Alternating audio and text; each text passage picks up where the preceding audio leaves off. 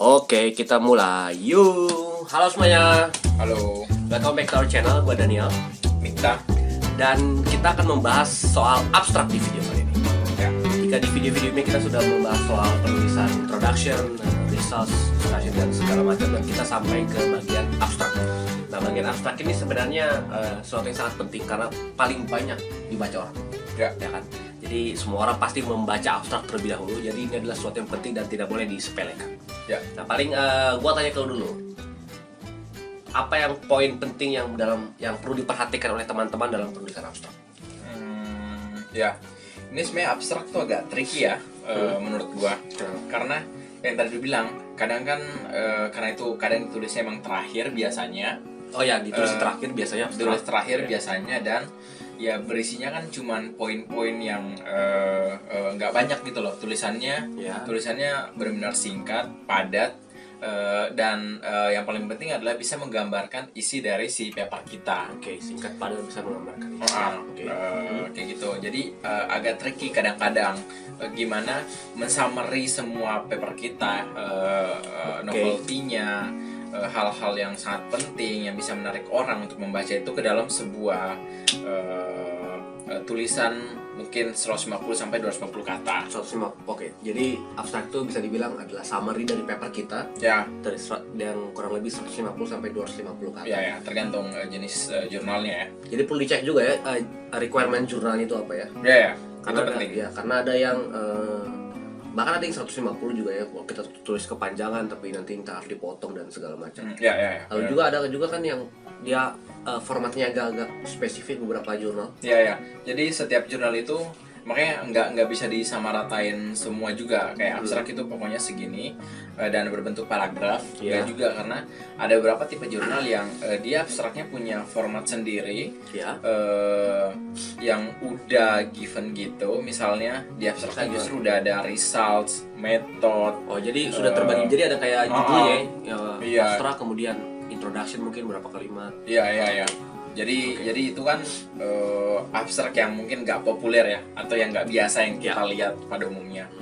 Dan itu mesti dicek benar-benar gimana cek cara requirement mengisi jurnal itu, dan seperti itu apa. harus lebih concise lagi tuh. Oke. Lalu sekarang tadi kan lu bilang abstrak itu tricky karena kan summary semua isi jurnal. Nah, seberapa detail Oh ya. detail abstrak itu? Nah, kalau gua biasanya yang pertama tuh gua si abstrak itu harus bisa memuat si poin-poin penting yang ada, poin-poin penting dalam setiap section yang ada di paper kita. Oke. Jadi itu bisa memuat si introduction-nya, si findings-nya, results-nya, discussion-nya, dan conclusion-nya, paling enggak kontribusinya. Jadi itu harus bisa merepresentasikan itu semua.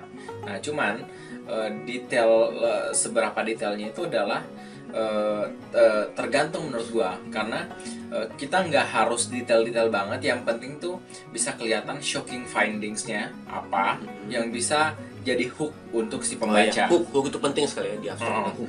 Jadi begitu ngelihat si abstrak paper kita, dia bisa langsung ngerti, oh papernya itu tentang ini, dia pakai metode ini, dan hasilnya seperti ini, dan kontribusinya begini. Implikasinya apa?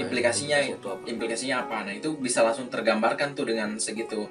Karena yang paling pertama orang ketika nyari referensi misalnya atau literatur study itu kan biasanya baca abstrak dulu tuh. Iya, benar. Apakah menarik untuk dibaca atau enggak, atau cuman ya udah ini kayak tentang gitu doang. Nah, jangan sampai si abstrak kita tuh sangat umum sehingga tidak menggambarkan isi dari itu kita, makanya itu kayak di skip aja jadinya. Jadi nggak menarik, padahal sebenarnya menarik banget paper kita, tapi abstraknya jadinya seperti itu. Kalau gitu gua baru tersadar satu hal penting sekali bagi kita untuk mengetahui shocking findings dari paper kita tuh apa ya. Ya. Karena jadi kalau teman-teman lihat ingat video kita yang sebelumnya soal discussion kalau nggak salah, atau conclusion, kita ada bahas soal implication yang paling wow tuh apa, shocking findings itu apa. Nah, kita confirm dengan literatur atau tidak gitu. Karena itu kita perlu tahu hal seperti itu, dan itu bisa jadi ya hook lah, itu bagian term yang bagus banget, hook, sehingga orang pas baca, oh ini menarik nih paper, dan dia akan membaca seterusnya. Ya, kalau gue bisa bilang itu kayak ini loh, kayak apa sih yang presentasi cuma 1 menit. Oh ya, elevator speech kayak elevator speech kayak gitu. Di abstrak itu kayak gitu. Jadi kayak gimana caranya dengan jumlah kata yang super terbatas itu orang lo bisa tahu tertarik tahu dan bisa akhirnya bisa memutuskan untuk baca semua. Gue pengen baca, gue pengen download si paper ini. Gitu. Nah lalu gimana soal pemilihan kata-kata term-term scientific yang dipakai, abbreviation singkatan? Gimana? Karena yang tadi kita pengen si orang ini mengerti secara secara umum dan secara singkat kan dalam waktu yang super singkat dia bisa mengerti apa yang kita sampaikan. Nah sekarang gimana nih soal pemilihan istilah atau term-term yang dipakai di abstrak? Ada saran nggak atau ada input dari lo? Kalau gue biasanya gue sangat merekomendasikan untuk memakai term-term yang umum yang udah well known, diketahui oleh banyak orang. Kecuali kita benar dan itu perlu banget ada di situ si term yang super spesifik yang hanya di bidang kita, tapi harus ada penjelasan lebih lanjut di situ. Jadi nggak cuman ngasih abbreviation misalnya RGB atau apa gitu kan. Kalau itu kan udah term ya, udah umum misalnya kayak itu tentang color information atau XYZ itu kan berarti position, itu kan udah umum. Tapi kalau ada hal lain yang misalnya apalah gitu kan, itu harus ada penjelasan lebih lanjutnya di situ. Jadi supaya tidak membingungkan orang nanti ya. Iya, karena kan abstrak gimana caranya biar nggak cuman orang bisa memahami tapi memudahkan self-explanatory dan juga memudahkan orang mencari si paper kita melalui abstrak. Ya. Ngomong-ngomong soal mencari ini mungkin perlu diperjelas lagi bahwa maksudnya mencari adalah kan ada orang yang misalkan dia perlu reference atau citation tertentu, dia ketik di Google misalkan kata keywordnya, nah itu pastikan supaya hal-hal keyword yang sering dipakai orang untuk mencari itu tuh ada di abstraknya kita. Iya. Sehingga dan juga di keyword juga ya, pemilihan keyword gimana kalau pemilihan keyword?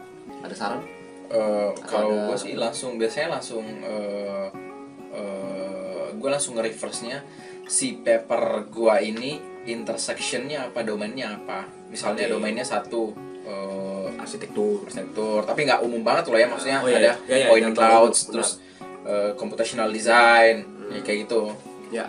Jadi langsung ke disiplin ilmunya. Kayak gitu sih. Sama satu lagi kenapa penting pencarian itu karena ada beberapa orang yang menginkludkan itu sebagai bahan literatur study. Jadi mereka mereview abstrak. Iya. Jadi mereka mereview abstrak dulu tuh, jadi semua di-download abstraknya, berdasarkan abstrak itu dia review. Nah itu makanya kenapa si abstrak itu jadi penting juga. Ya, benar banget. Terutama itu maksudnya untuk kalau yang mau review paper gitu ya. Review paper. Oke, sekarang tadi hal teknis sudah kita iniin ya. Tapi lo ada pengalaman ini menarik soal abstrak? Oh iya, gue ada beberapa pengalaman pas di review ya. Jadi waktu itu gue ngirim jurnal, terus dapet nih round 1 reviewer. Terus ternyata ada satu feedback yang ya gue juga gak nyangka sih. Jadi ternyata feedbacknya dia bilang, si reviewernya bilang, ini abstraknya, papernya menarik, tapi abstraknya kurang bisa merepresentasikan isi dari papernya. Dan pas gue cek, ternyata abstrak gue cuma 150-an kata, sementara si space yang bisa dimasukkan itu sebenarnya 250 kata. Jadi ya udah, akhirnya gue elaborasi lebih lanjut.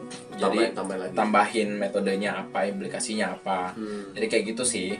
Sama ada beberapa feedback juga yang bilang kalau jangan terlalu kayak exaggerate gitu, ngerti nggak? Kayak lebay di abstraknya, padahal papernya nggak itu. Kan ada juga itu artinya bagian terakhirnya, implikasi kan ya, di bagian abstrak. Iya, jadi kita kayak terlalu overconfident atau apa, jadi kayak melebih-lebihkan di abstraknya. Implikasinya bilang wow banget ternyata. Padahal sebenarnya ternyata kita cuma pakai 3 parameter, jadi nggak 5 atau 6 parameter. Nah itu nggak bisa kayak gitu juga di abstraknya. Meskipun ya abstrak itu kan sebenarnya untuk jualan ya, marketing juga sih ya.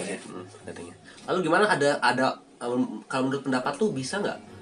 Kan abstrak ini kan merangkum semuanya dari introduction, detail dan segala macam. Nah gue ambil pikir satu kalimat dari masing-masing session, gue masukin ke abstrak. Kalau lu pendapat lu gimana soal kayak gitu? Ya itu menarik tuh pertanyaannya. Dan gue sering menemukan itu sih sebenarnya di conference proceeding gitu-gitu. Gue nggak perhatiin sih. Kadang kalau gue lagi nge-review. Nah cuman gue pernah nanya persis pertanyaan yang sama ke supervisor gue. Nah, cuman dia bilang gini, sebenarnya nggak ada format yang baku atau standar yang baku menulis abstrak itu seperti ya, apa, jelas. Harus ngambil dari sini. Tapi yang penting adalah itu harus coherence. Jadi ketika mereka baca satu kalimat dengan yang lain, satu kalimat yang satu dengan yang lainnya, itu harus nyambung. Storyline-nya harus bagus. Storyline-nya harus bagus. Masalahnya ketika lu copy paste, ngambil satu kalimat introduction, satu kalimat method, satu kalimat ini, itu kan kadang-kadang kayak tiba-tiba kata penghubungnya berbeda atau maksud yang disampaikan tuh berbeda konteksnya. Jadi nggak saling follow up satu dengan yang lainnya. Jadi storyline, jadi alur ceritanya nggak bagus gitu ya. Iya, makanya disarankan sebaiknya nulis dari awal. Meskipun lu ambil dulu dari satu, gue mau ambil paragraf ini, baru lu ambil core-core-nya dari situ. Iya. Gitu ada lagi soal abstrak yang ini. Atau gue cerita pengalaman gue yang paling baru, ada satu paper gue yang kita lagi nulis bareng-bareng sama satu supervisor gue yang lama, dan itu gue cukup heran karena pas gue yang penulis pertama, dan gue tulisnya kan usahakan 250 kan, di bawah 250 lah maksimum katanya. Terus tiba-tiba penulis-penulis yang lain di paper itu mereka menambahkan juga statement baru sehingga hampir 300 lah gitu lah kayaknya. Oh ya? Iya, 300. Satu halaman sendiri. Jadi panjang banget, dan gue mikirkan wah ini kepanjangan, dan akhirnya gue tanya ke semua penulis itu kan, ke supervisor gue juga, dan kebetulan dia tuh adalah guest editor untuk special invitation khusus lah, untuk edisi topik khusus lah di satu jurnal. Ya. Nah jadi gue tanya sama dia kan, gue tanya ini kata kita ini udah lebih nih dari 250 nih dari guideline, gimana nih?